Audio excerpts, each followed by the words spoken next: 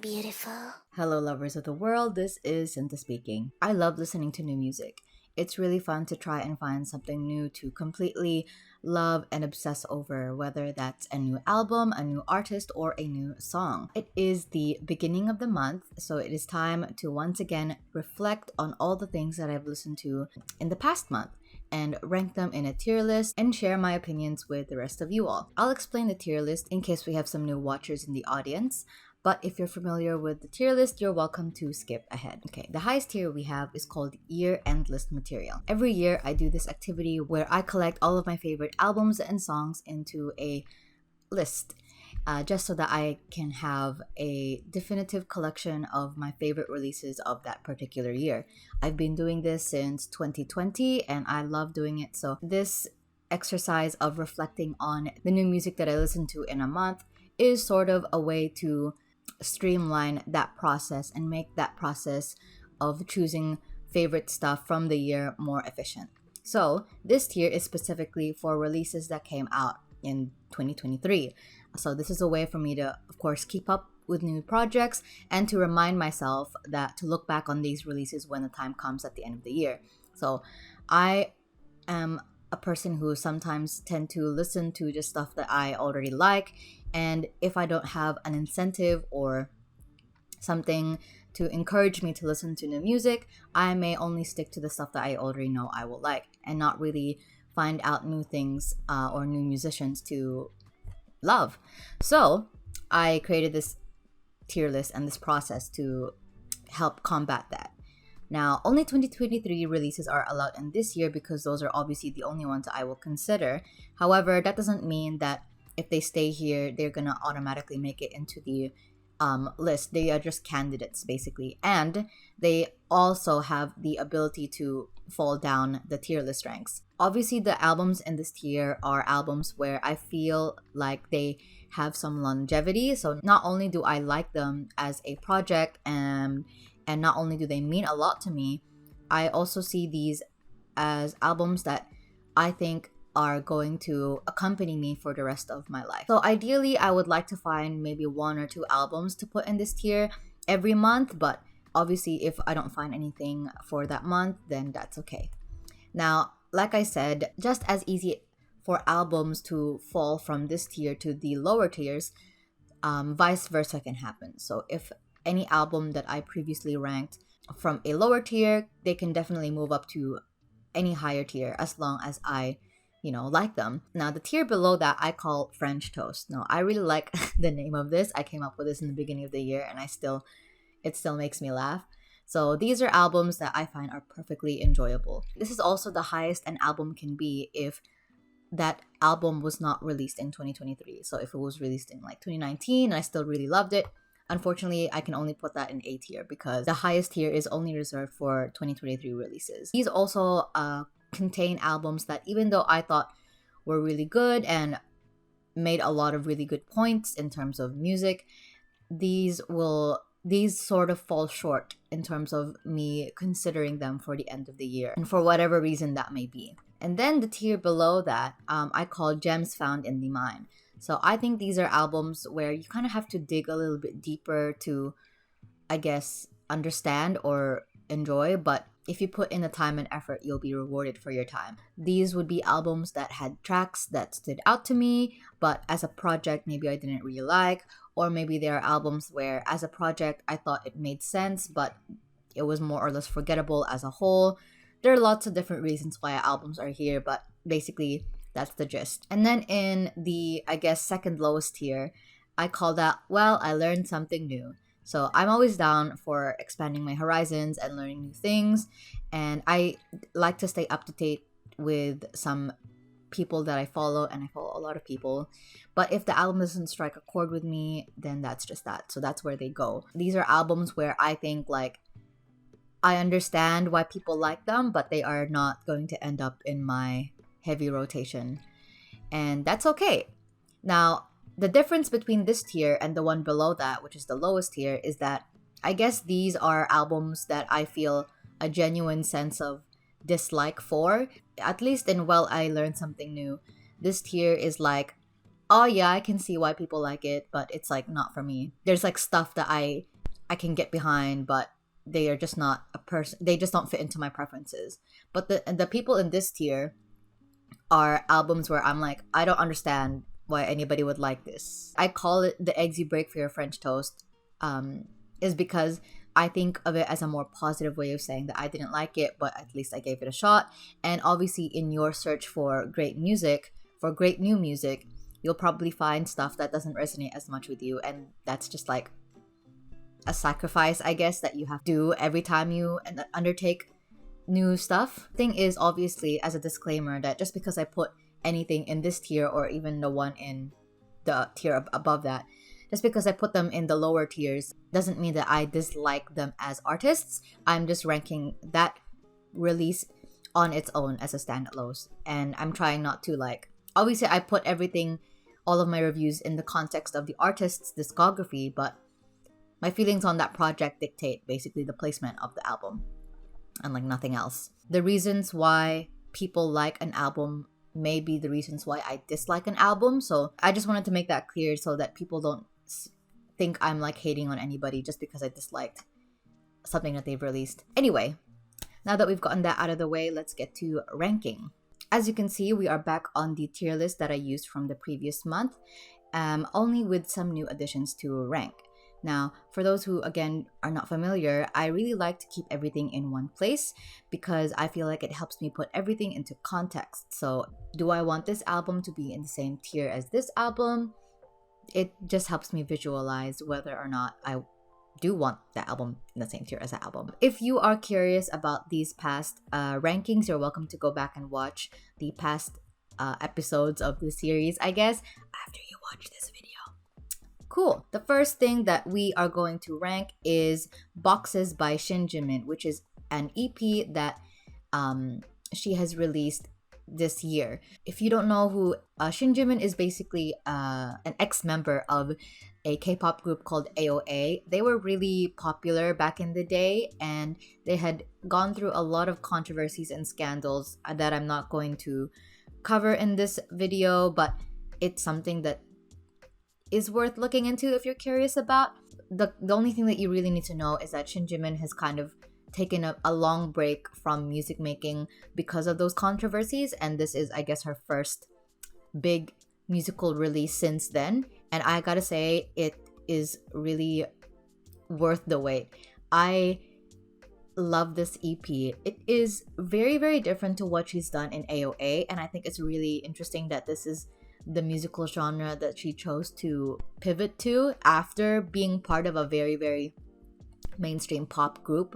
I personally think this was the best thing she could have done after her time in AOA, in the sense that she was able to completely pivot into a different genre and is finally able to show different skills that she wasn't able to when she was still in AOA. So for that reason, I actually really want to put this in year-end list material just because of how much I loved it. It is, shoegaze meets like alternative indie softcore rock.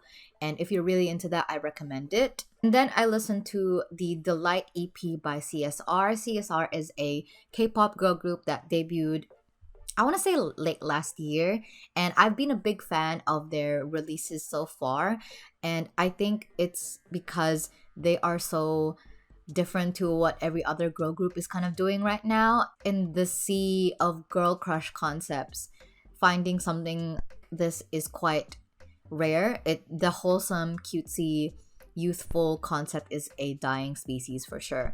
I don't know whether it'll make a big comeback in the near future, like maybe the trend cycle will kind of go back to that place. But at this moment, I really appreciate what CSR are doing in the sense that they are offering literally just something different to what I see on the daily basis.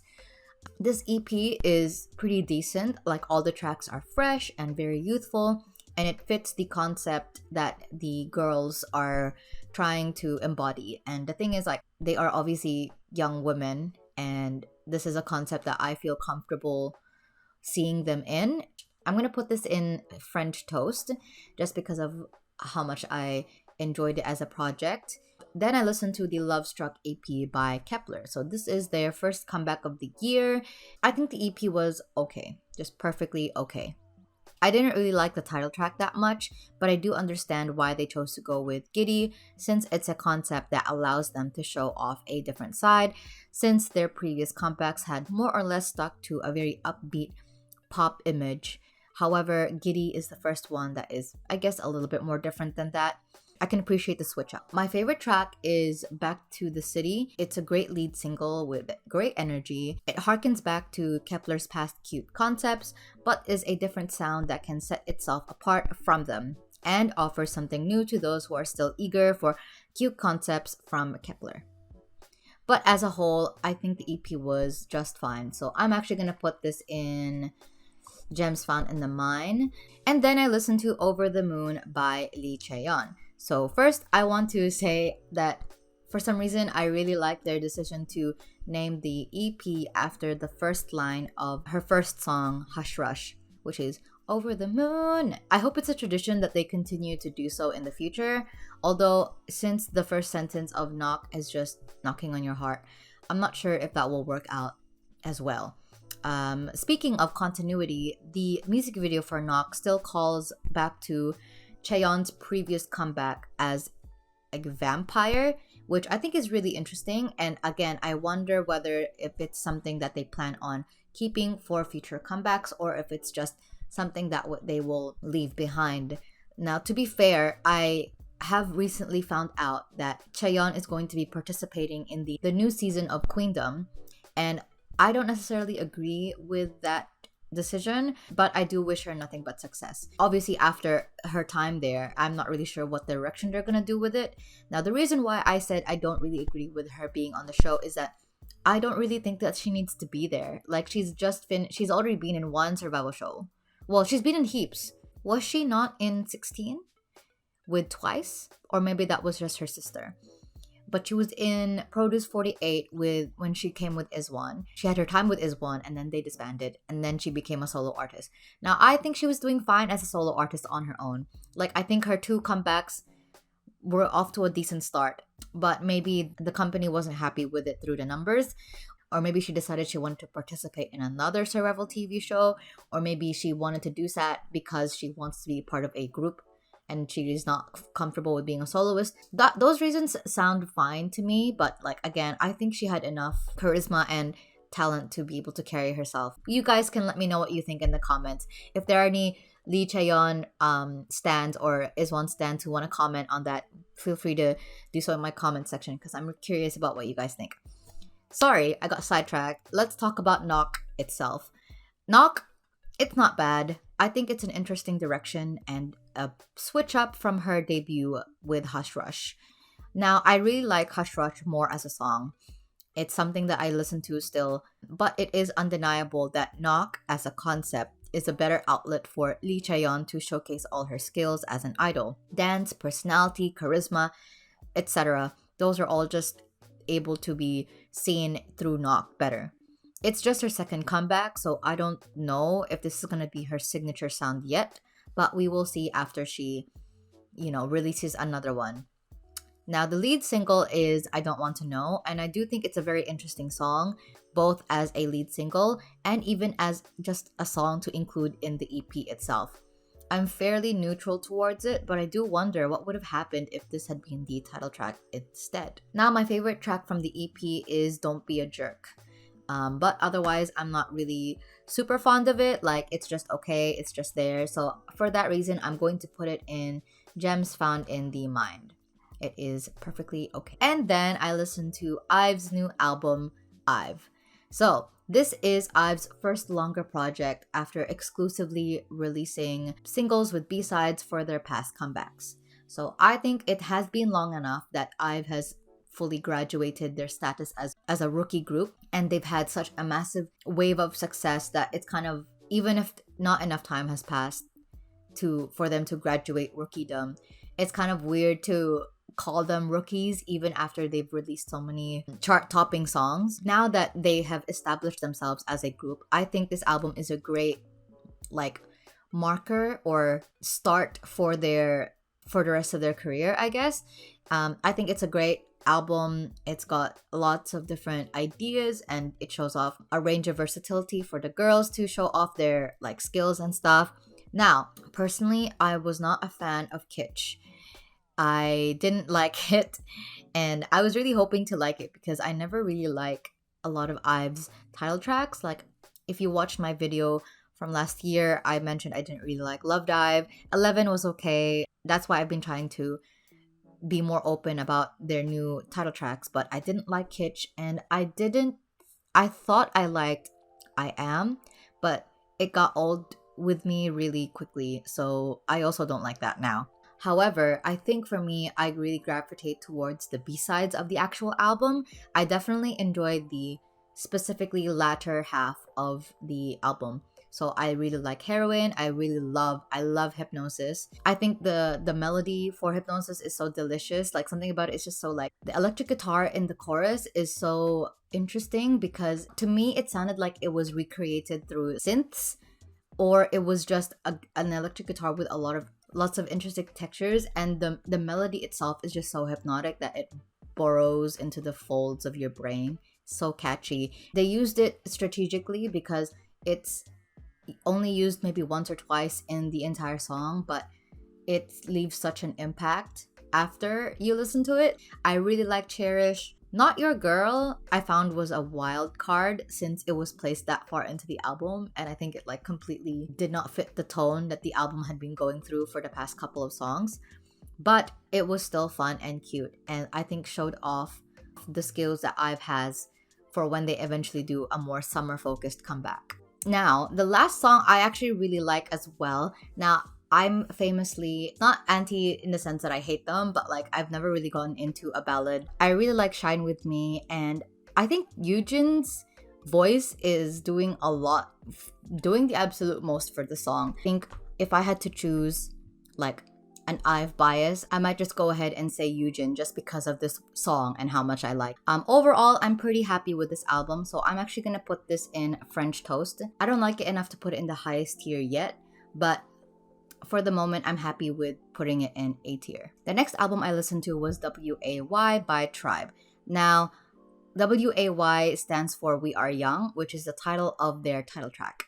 Now, I'm not the biggest fan of Tribe just because their sound is a bit of an acquired taste for me, and there are only a couple of songs that I really like from them, but I still follow up on their activities, I guess. So the title track We Are Young, I think, is completely left field for Tribe's usual sound, but I can appreciate that they wanted to experiment. It was produced by EXID member LE, and I'm personally really surprised at her participation. It's not really a sound that I previously assumed she would make. But to be fair, most of the music that she makes is for EXID, and this is definitely not an EXID sound. However, I do wonder if whether or not this risky decision to use this song paid off, because it might have alienated their fans who had been following Tribe for their distinctively girl crush concepts with the distinct sound. I would be curious about what you guys think. If you are a Tribe fan, like, what do you think about this song? Like, I know if my favorite group switched up randomly, I would be a bit confused, to say the least, but maybe Tribe fans have found this a really interesting direction for them to take. Now, as a whole, I wasn't really like super fond of this either. I liked two songs that will definitely stay in my heavy rotation. One is Wonderland, and the other is the Would You Run remix, which I think was really good. Now, I really like Would You Run original, but I really like this remix. Because of that, I'm going to put this in Gems Found in the Mind as well. Perfectly average, perfectly fine, cool. And then the next album I listened to was In My Garden by Yoon Ji Young. Now, Yoon Ji Young is a super indie Korean artist, and I've been following her for a while now, actually, and it's so good to see her finally release a full album. This is a really pretty and beautiful album. Something about the instrumentation of this album that is sometimes whimsical but sometimes sad. I think it kind of captures the feelings of what being in a garden feels like, for whatever reason you might be in a garden for. Whether that's to admire nature, to be melancholy, to contemplate, to just sit in the sun. The pensive atmosphere throughout the album instills a calmness into the listener. So while the tone of the project is distinctively and largely melancholic, I think there's just something really peaceful about the sadness that it like shares with you, as if you've accepted the sad feelings and you're just waiting for it to pass. So just for that, and how cohesive the album is, I'm going to put this in A tier. Been really fitting to listen to this album in the recent days because the weather here has been really wet and gray. Even when it's not raining, the sky is one color, gray. And then I listened to episode 1, Love by Soyun. So Soyun was the lead singer of this great band called Neon, and I actually really liked them as a band. The other members of the band had gone on to do, I think, their own solo projects or had gone into the military. Either the band is in indefinite hiatus or they've just disbanded completely. I'm not entirely sure. So Soyun is still doing her own thing. I want to say this is her first album, but I'm probably wrong. The official title track of the album is called Smoke Sprite and has been a playlist regular since I first heard it a couple of months ago. This has RM featured in it, and RM is a member of BTS. And even without the RM feature, I already really love this song on its own. It is undoubtedly one of my favorite songs of the year, just from how much I've listened to it and how much I love it. The instrumentation and the musicality is like super nourishing and just so comforting to listen to. Now, as for the RM feature, even though I'm a big fan of BTS, I'm actually quite neutral about it. I've only just listened to Smoke Sprite for a longest time, and it wasn't until this month that I've actually sat down and listened to the rest of the album.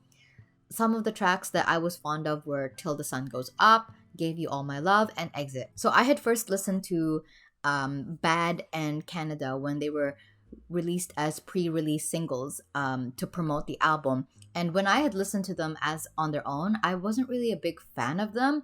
But now that I've listened to the entire album, the context of the album helps me enjoy those two more. When you listen to the tracks that surround Bad and Canada, you're like, oh, it just fits better. So I think as a whole, I think it's a good album, but definitely not enough to put it in my year-end list tier. So I'm gonna chuck it in French Toast. We'll see how I feel about it for the next coming months. And then I listened to Machine Boy by Silica Gel. I've never heard of this band before, I think, but I recently came across one of their songs called Mercurial, and I loved that song. That is definitely a candidate for Songs of the Year.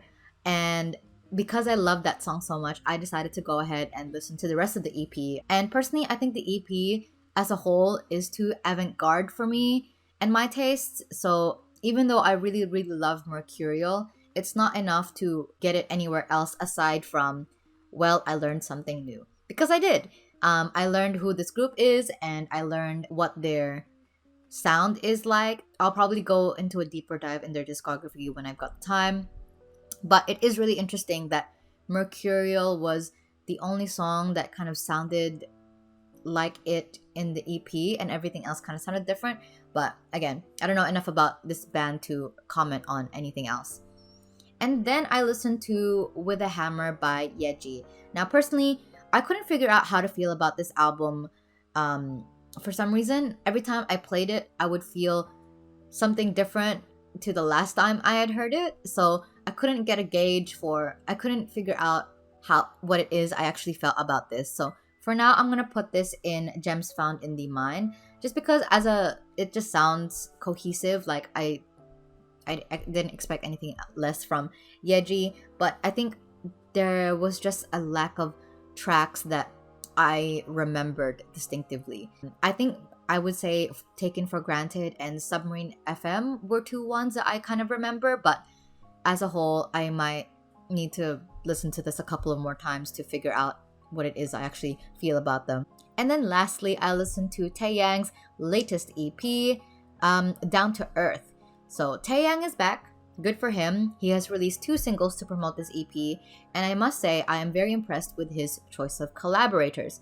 So it is obviously not an easy feat to get a member from 2 of the biggest K-pop groups right now but I think it's just a testament to Taeyang's legacy that he's able to pull both Jimin and Lisa. So I'll talk about Vibe first because Vibe came out first. I thought Vibe was fine. It was catchy. Their voices have great chemistry together since they're both incredible singers in the first place. However, I listened to it once and I didn't really go back to it after that. The reason why I didn't really go back to it often is because while I really like the verses, the chorus gets old really fast, especially when it's so obviously made to be a dance challenge. I only just came back and listened to Vibe after the album came out just so I can listen to the entire thing as a whole. As for Shung, I think the Lisa feature does a good job of providing that necessary contrast to the song. I'm also glad that they decided to switch up the chorus in the final minute because at that point it was starting to lose me. It was starting to feel repetitive, but I think that final end was a good way to wrap up the entire song. Now, unlike Vibe, I actually end up liking Shung a lot more the more I listen to it, but I don't know whether that will continue or whether that will fizzle out in the coming months. Now, if I'm being for real though, I think the song is just a vessel for Taeyang and Lisa's charisma because the song itself isn't really anything to write home about. But these two icons are kind of carrying it through Taeyang's great singing voice and Lisa's, distinct rapping cadence. Now, there are times where I feel like the production is a bit overblown. Like, there are times where I think they could have pulled back in terms of the sound. There are times where it sounds very in your face. But as the song is, it is pretty addictive, and I'm happy with the state of it as it is. Now, for the rest of the tracks, there is Seed, which just sounds like a typical Korean drama OST ballad to me, and so I wasn't really a big fan of that. But who cares what I think?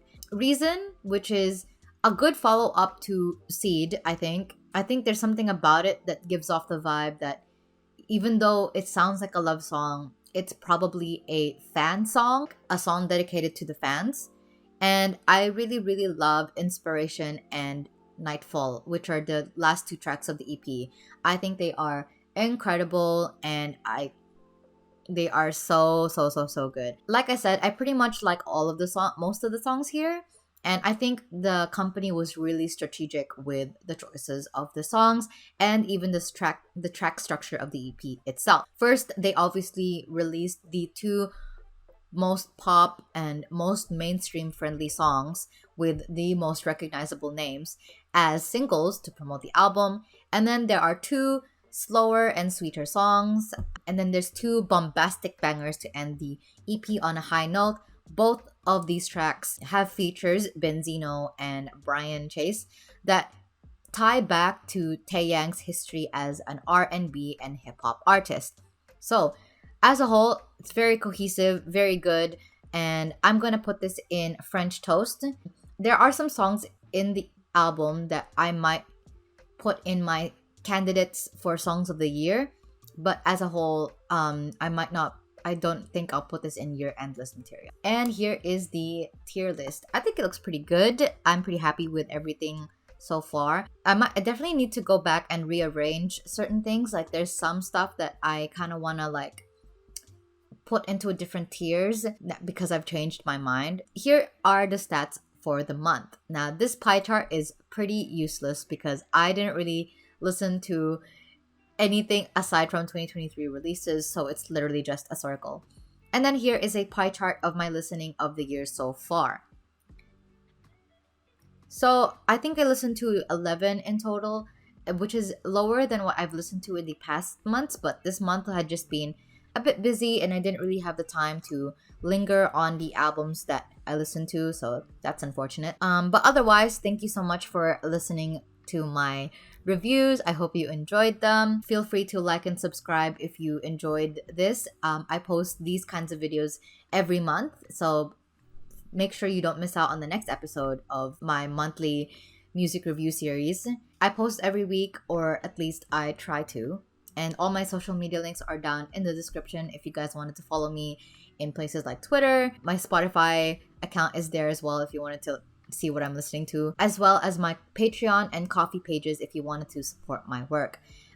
Lately, I've been trying to post more on Patreon. Most of them are rants, really, because Twitter is sort of a dying platform. At least for me, I've begun to really, really hate it as a place to be in. So I've gotten into the habit of write if I wanted to complain about specifically the YouTube channel, or where I would have posted that on Twitter in a longer thread, now I just post them on Patreon. And you don't have to be a patron to see the posts. A lot of the posts I do are public. Anyone can read them. Just in case you guys were interested in, I guess, the behind the scenes complaints that I have of like dealing with life and having and running a YouTube channel, you're welcome to go and follow me there. Anyway, other than that, I'll see you all next week. I hope you have a good rest of the day, and bye.